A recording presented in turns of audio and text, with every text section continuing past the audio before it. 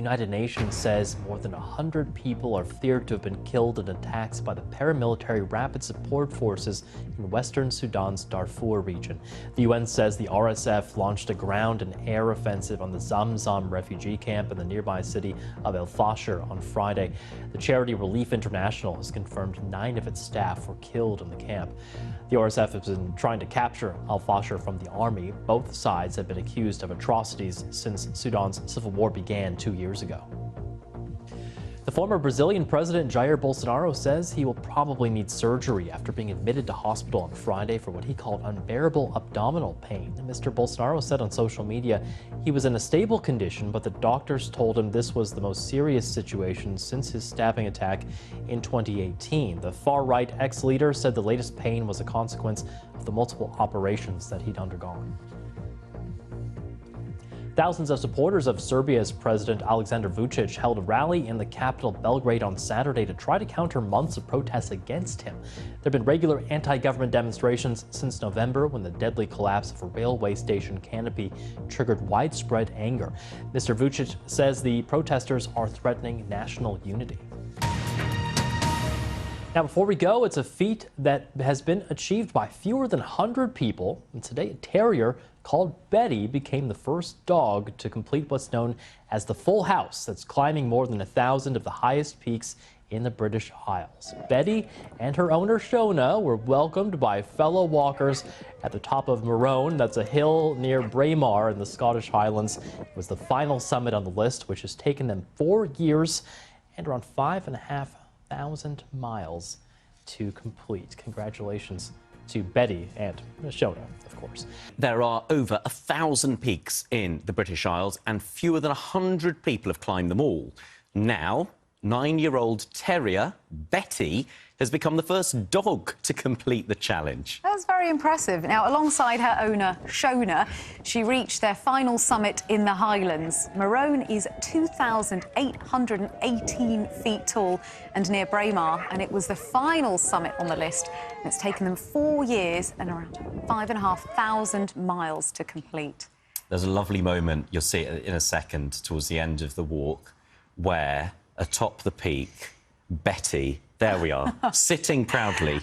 Look at that. That is a great picture. Thoroughly enjoyed the challenge. And she was wagging her tail all through the walking, so she obviously took it in her stride, didn't she? Although after that, I can't help but wonder if it's the only dog in the world, Betty's the only dog in the world, that after that, when she heard walkies, she's just like, no, I'm out. I'm sorry, I'm done. No, thanks. Louise is here with... Louise, your dog's a bit of a climber as well. I did the Yorkshire Three Peaks with my dog. She's a little cockapoo, a little Madge, bless her. She's 13 now and quite arthritic, so she wouldn't be able to do it now. But I have to say, when we drove home and we got out of the car during the journey to let her go for a little toilet break, we couldn't get her out of the car. Oh, bless her. I think she was like, nah, I'm not doing any more walking. Of course, anyone who is... More than 3 million children around the world are thought to have died in 2022 as a result of infections that are resistant to antibiotics. That's according to a study by 2 leading experts in child health. Children in Africa and Southeast Asia were found to be most at risk from antimicrobial resistance. That's what develops when the microbes that cause infections evolve so that antibiotic drugs no longer work. Emergency services have declared a major incident after an explosion that destroyed a terraced property in Nottinghamshire. Police say nearby properties on the street and workshop were also evacuated, but didn't confirm if there were any injuries.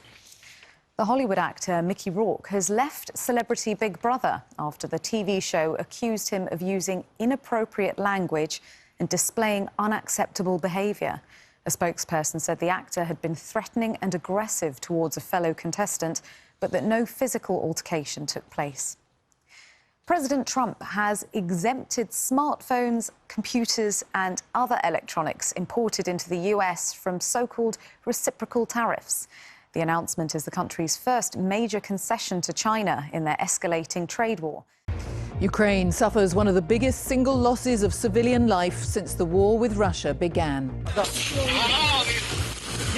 At least 30 people were killed and dozens injured as ballistic missiles hit a street in the city of Sumy. taking control of British Steel, but can the government now find the coal required to keep the Scunthorpe furnaces burning? Prison officers call for more protection after the brother of the Manchester Arena bomber uses hot oil and makeshift weapons to attack 3 staff. And Cambridge win the men's boat race despite the Oxford crew being packed with Olympic rowers.